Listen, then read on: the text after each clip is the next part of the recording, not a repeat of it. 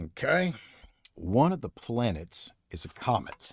Democritus, circa -460 to circa -370, a contemporary of Plato and one of the great scholars of antiquity, is accused by the moderns of not having understood the planetary character of Venus. Plutarch quotes him as speaking of Venus as if it were not one of the planets, but apparently the author of the treatises on geometry, optics, and astronomy, no longer extant, knew more about Venus than his critics think. From quotations which have survived in other authors, we know that Democritus built a theory of the creation and destruction of worlds, which sounds like the modern planetismal theory without its shortcomings. He wrote the worlds are unequally distributed in space. Here, there are more. There, fewer. Some are waxing, some are in their prime, some waning, coming into being in one part of the universe, ceasing in another part.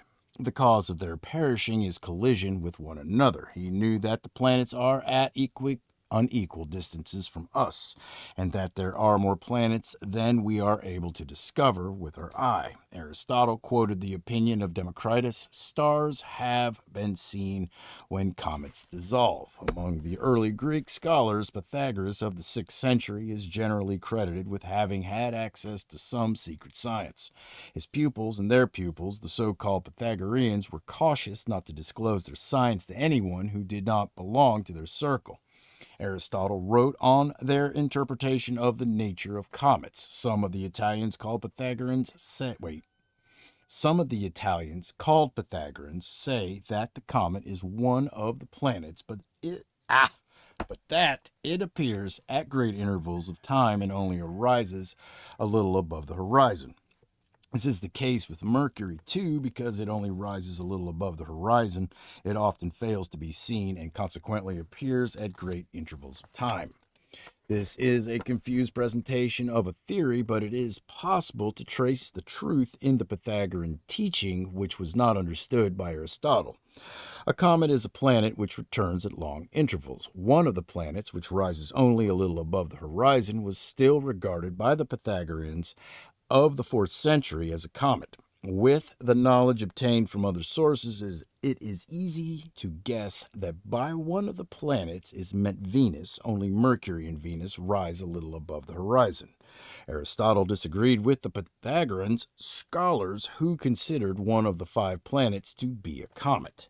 These views involve impossibilities. This is